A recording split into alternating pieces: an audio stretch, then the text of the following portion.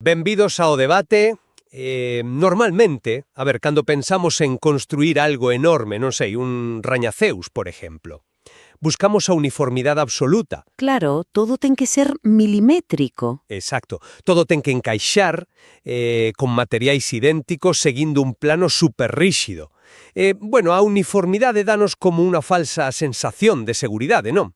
A idea reconfortante de que o control absoluto xera estabilidade inquebrantable. Xa, pero cando entras no terreo da construcción social, política ou, digamos, espiritual, esa obsesión pola uniformidade... Convértese nunha trampa. Totalmente. Unha trampa perigosa. Pois hoxe mergullámonos de cheo na fascinante exéxese de Marinoel Tabut sobre os textos bíblicos da festa de Pentecostes, pasando claro polos feitos dos apóstolos, o Salmo 104, a primeira carta aos Corintios e, finalmente, o Evanxello de Xoán. E ao ler esta análise tan detallada, atopámonos con unha fenda conceptual moi profunda sobre o que realmente significa este evento. Iso é.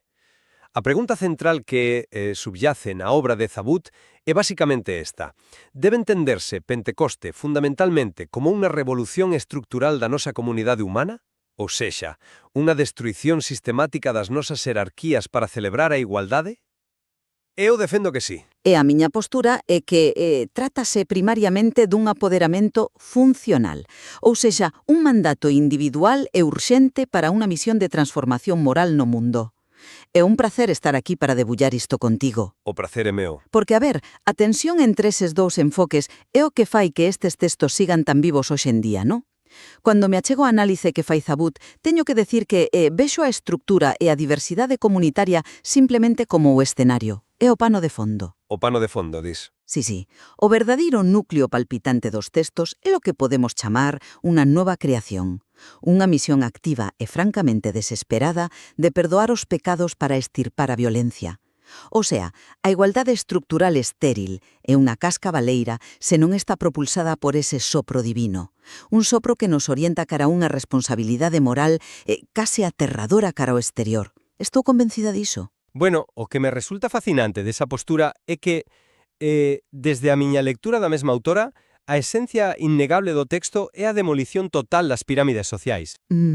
Pensa ben, para entender Pentecosté, Tabut obriganos a facer unha viaxe no tempo cara atrás, directamente ata a Torre de Babel no libro da Xénese. Que sempre se leo como un castigo, ¿no? Claro.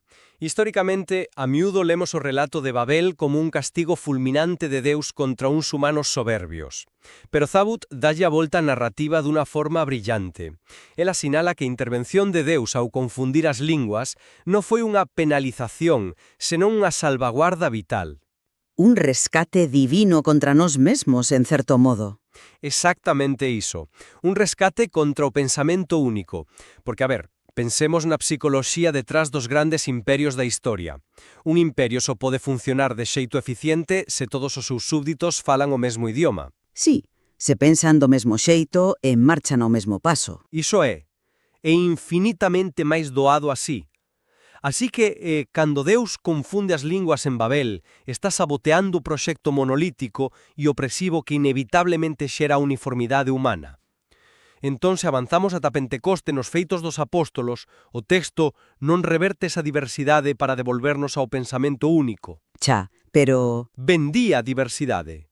Ensinalle a humanidade que a verdadeira unidade só se logra a través da multiplicidade de voces. Esa reestructuración, para min, é o prato principal. Entendo a túa fascinación por esa ruptura do molde monolítico. E, admito que o rexeitamento ao totalitarismo humano é unha capa importante, claro. Pero creo que corremos o risco de quedar nunha lectura puramente sociolóxica, se non miramos máis alá. Puramente sociolóxica? Sí, porque cando dis que o foco é esa diversidade, estás prestando atención só ao milagre lingüístico. Sí, nos feitos dos apóstolos menciónase que todos os presentes, partos, medos, elamitas, escoitaban a mensaxe na súa lingua materna. Pero estás pasando por alto outros elementos masivos dese relato. Tabut subliña de forma explícita a conexión deste texto con algo moito máis antigo e imponente, é un novo Sinai. Refírese á entrega da lei a Moisés. Exacto. Que pasou no Sinai original no libro do Éxodo, cando se fundou o pobo de Israel? Houbo tronos, lóstregos, fume, unha montaña que tremía de forma pavorosa. E agora En Pentecostes, que temos? Temos un vento violento. Vento violento que irrompe na casa e linguas como de fogo. Para cualquiera ointe do século I, isto era o Sinaí 2.0. As alarmas saltaban inmediatamente. E de que trataba fundamentalmente o Sinaí? Non trataba de socioloxía, Trataba da entrega da lei, dun código de obediencia que sometía a vontade humana á vontade divina. Vale, pero ahora é diferente, non? É radicalmente diferente. Baseándose na profecía de Ezequiel, a lei xa non se gravan táboas de pedra ríxidas. Deus arranca o corazón de pedra e pon un corazón de carne. A lei interiorízase. Polo tanto, o cambio aquí é íntimo, interno e obediencial. Trátase de transformar o corazón individual para unha misión, non só de aplaudir a diversidade lingüística. Pois, deixa que lle dea unha volta a iso. Porque é un argumento de peso, recoñezo. Pero expón unha contradición moi interesante. A ver, cal. Se Pentecoste fose puramente un Sinaí 2.0 enfocado na internalización dunha regra obediencial para unha misión, por que a narración se recrea tanto, pero tanto, no caos glorioso das nacionalidades e idiomas? Bueno, pero espera, pensa nisto. Se o obxectivo fose só garantir que a mensaxe fose asimilada ou obedecida, o máis eficiente sería un milagro inverso. Que Deus fixese que de súbeto todo o mundo entendese arameo ou hebreo, restaurando unha única lingua libre de ambigüidades. Pero non fai iso. Isto lévame a unha analoxía que creo que encaixa ben coa leitura de Tafut. Pensemos nunha gran orquestra sinfónica. Cuidado aí que as orquestras precisan directores que impoñan as regras, non o esquezas. Precisamente por aí vou. Zabut argumenta que o propio espírito é quen garante que a diversidade construa unidade. Se o foco central fose exclusivamente esa internalización da lei obediencial e a misión de marchar cara fora, non corremos o risco de reducir esta sinfonía a un mero exército. Un exército? Claro, porque un exército ten a lei sumamente internalizada. Un exército marcha ao mesmo paso, viste o mesmo uniforme, obedece a perfección, pero nunha orquestra a magia reside en que o violín non intente baixo ningún concepto soar como oboe. O valor absoluto reside en manter esa asimetría. Sen as diferenzas protexidas non hai música. A túa analogía da orquestra é seductora, recoñezo. Pero ten un punto cego enorme. Ah, sí. Unha orquestra na que os músicos son completamente iguais en valor, e na que se celebra a diversidade, segue producindo un ruido insoportable, unha cacofonía auténtica, se non teñen unha partitura común que os dirilla cara a un fin externo. E, sobre todo, precisan o sopro do director para comenzar. Sen a misión, só tes a un grupo de xente sentada en cadeiras moi diversas sen facer absolutamente nada. Xa, pero a estructura en si mesma xa é unha mensaxe revolucionaria. Cando miramos a carta de Paulo aos Corintios, onde Zabut se detén profusamente, vemos que esa configuración non é só un bonito concepto abstracto. Había problemas reais aí. Problemas severos. Paulo escribe a unha comunidade real con tensións enormes entre ricos e pobres nas ceas comunitarias, ou entre xudeos con tradicións estrictas e pagáns convertidos. Zabut afirma con contundencia que Paulo, dunha plumada maxistral, borra do mapa calquera consideración de xerarquía. Na metáfora do corpo, un ollo non é máis importante que un pé. Certo, o corpo de Cristo. Exacto. Zabut utiliza a imaxe da igrexa non como unha pirámide vertical, senón como un mosaico inmenso composto de pequenas téselas de múltiples cores, todos á mesma altura. E isto erradica todo racismo, clasismo ou superioridade baseada nun cargo. Para min, esa disolución da pirámide no século I é o acto teolóxico máis subversivo de Pentecoste. Rexeitar a pirámide humana é subversivo, sen dúbida. E valoro a beleza do mosaico. Non serei eu quen negue a fonda horizontalidade que Paulo propón. Pero pensemos seriamente no que é un mosaico. Unha obra de arte. Sí, pero por moi fermoso, diverso, horizontal e inclusivo que sexa, un mosaico é, por definición, un obxeto completamente inanimado. Son anacos de pedra fríos pegados nunha parede. Onde está a vida aí? Tabut sabe isto e por eso nos leva ao Salmo 104. Esa é a peza clave para descifrar este quebracabezas. O salmo que fala do sopro creador na natureza, non? Así é, pero mira o vocabulario, por favor. O salmista utiliza un vocabulario abertamente monárquico e real para referirse a Deus. Presenta ao Creador como o único rei vitorioso sobre as augas do caos. E logo chega o verso fundamental. Se lles retiras o teu sopro, expiran e volven ao pó. Envías o teu sopro, son creados. Se non se comprende a dependencia vertical absoluta e incondicional do ser humano respecto ao Creador. O texto sitúa o poder de Deus por riba do sol e da lúa. Por tanto, aínda que destruamos a pirámide humana de poder entre nós, e iso está xenial, mantense unha asimetría vertical total entre o Creador que dá o sopro e a criatura de pó que o recibe. O mosaico só ten sentido porque hai un sopro continuo, segundo a segundo. Vale, estoy completamente de acuerdo en que a dependencia do Creador é innegociable no texto. A miña cuestión é como afecta ese sopro a forma en que os humanos interactúan entre sí de xeito horizontal. Porque o sopro divino non anima simplemente cada tesela por separado, metendo a cada individuo nunha burbulla. Non, claro que non. O que fai o espírito seguindo a lógica de Tabut é actuar simultaneamente como forza vital e como material adhesivo, é a argamasa que consolida a convivencia desas pezas tan asimétricas, garantindo que non perdan a súa forma nin se fundan nunha masa amorfa. Se nesa revolución horizontal profunda e previa, o sopro só serviría para que humanos illados volvesen a construir a súa torre de Babel de opresión. A horizontalidade, para min, é un prerequisito para que a misión sexa lexítima. A ver, ese é un gran sí, pero pregúntote, para que os une? Cal é o fin último de convertelos en pedra angular viva? Aquí é onde a obra de Tabut gaña unha intensidade incrible, especificamente cando salta o Evanxello de Xoán. Aquí descubrimos a verdadeira razón de ser desa comunidade, e francamente, non é quedar mirándose o embigo social. Bueno, mirarse o embigo é un pouco inxusto, pero segue. Cando Xesús se lles aparece a porta pechada, dilles algo moi difícil de digerir. A quen lle reteñades os pecados seránlle retidos. Moita xente oe iso e pensa en poder xudicial ou clerical, pero Tabut tradúcedo dun xeito que expón unha terrible responsabilidade moral. Sí, a idea de que reter o perdón non significa que Deus pexe a porta. Exacto, exacto. Esa é a clave. Tabut aclara que reter non significa que Deus se negue de súpeto a perdoar o agresor, porque a natureza de Deus é perdón. Deus perdoa sempre. O que significa é que nós, a comunidade humana que recibiu o sopro, somos a única carne tangible na Terra. Si nós non actuamos activamente como testemunhas dese perdón mediante as nosas palabras e xestos, o que facemos é deixar ao mundo na máis absoluta ignorancia de que existe o perdón. É forte iso, sí. Condenamos ao mundo a fundirse no barro da súa desesperación. Esa é a misión central. O propósito do mosaico, a razón pola que superan as barreiras, todo converxe no exterior. Rachar a espiral sistémica da violencia. Xesús di que son enviados como cordeiros entre lobos. Esa fragilidade estructural é a ferramenta funcional para salvar un mundo en chamas.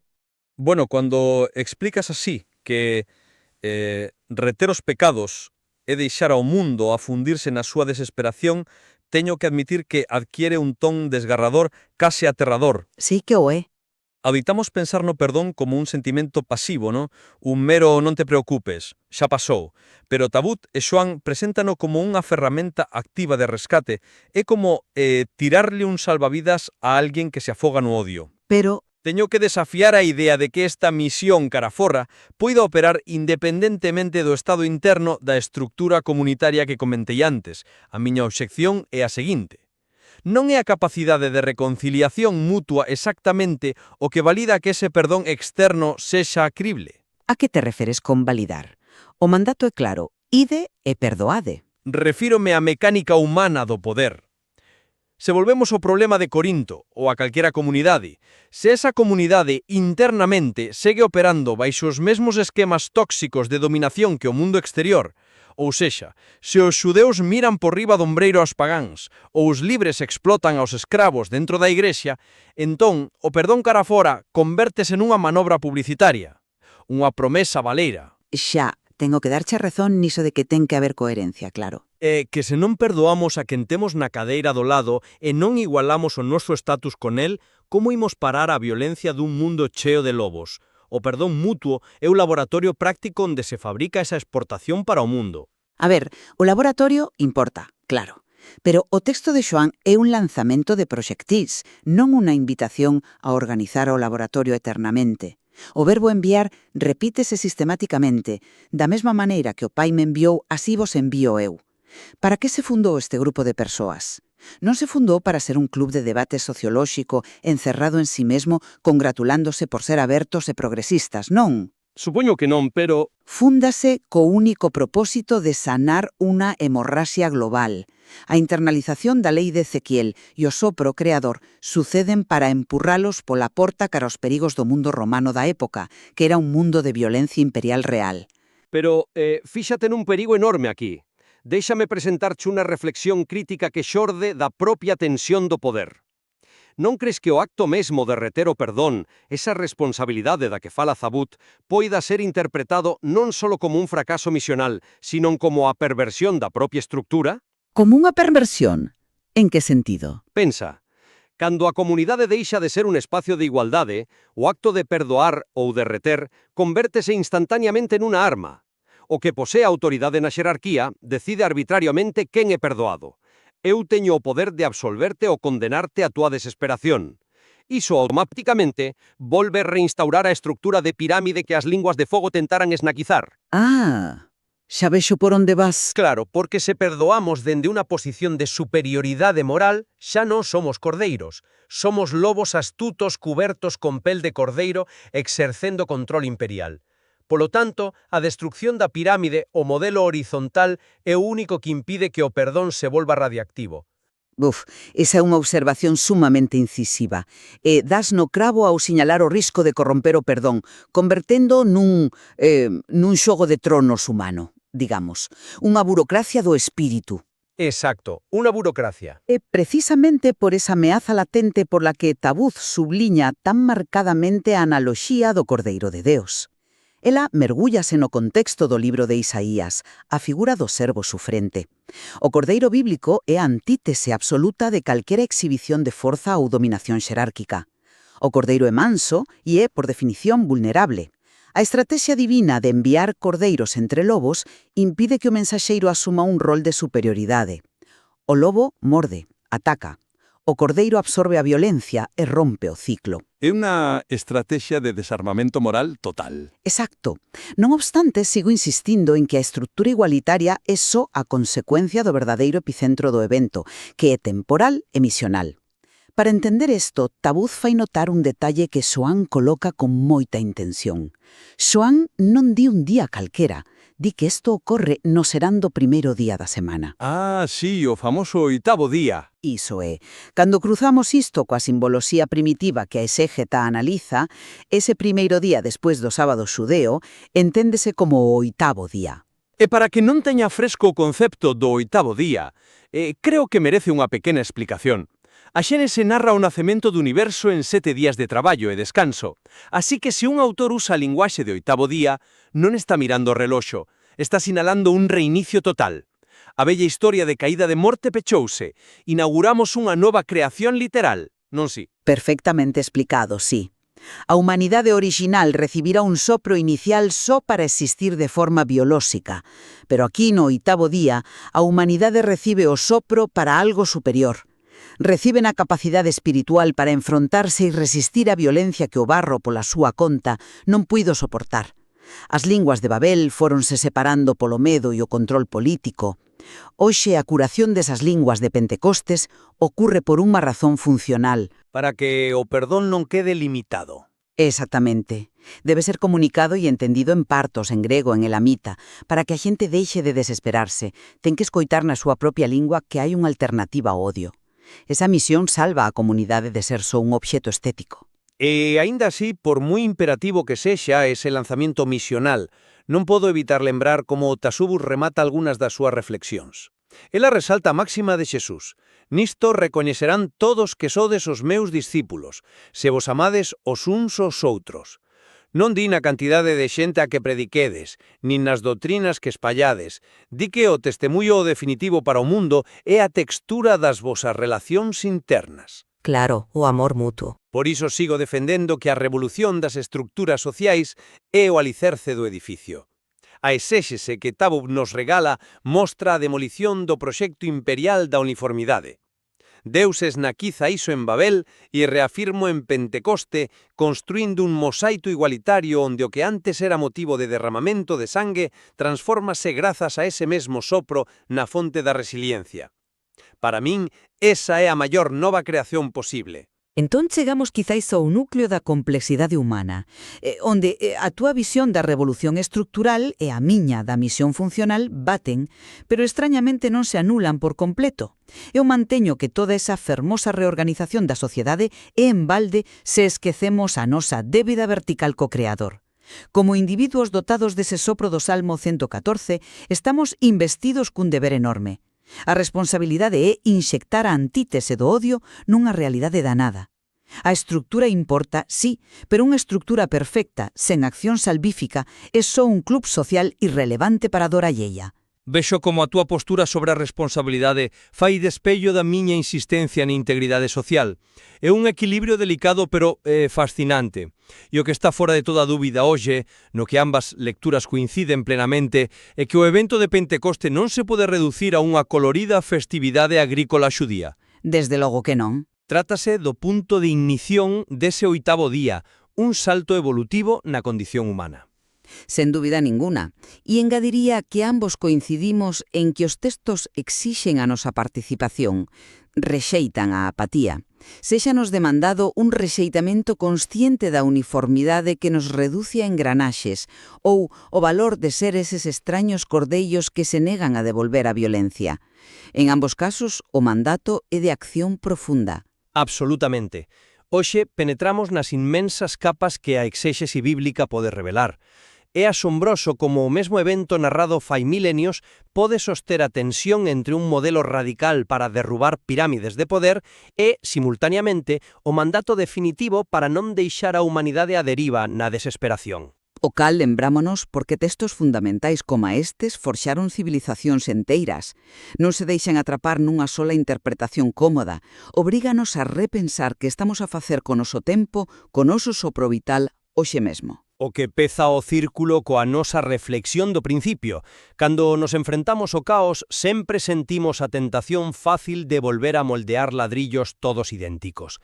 Queremos erixir a nosa versión de Babel, pero quizáis a gran revelación sexa que o verdadeiro milagre da arquitectura non consiste en apiñar bloques fríos idénticos, consiste en atreverse a tomar pezas rotas, asimétricas, e mantelas xuntas non con leis implacables, senón co invisible fluxo dunha respiración constante que as perdoa. Una metáfora preciosa para rematar. Grazas.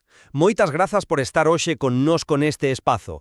Como sempre, invitamos vos a que leades os textos completos e a exéxese original de Tabut para atopar aínda máis descubrimentos. Ata a próxima!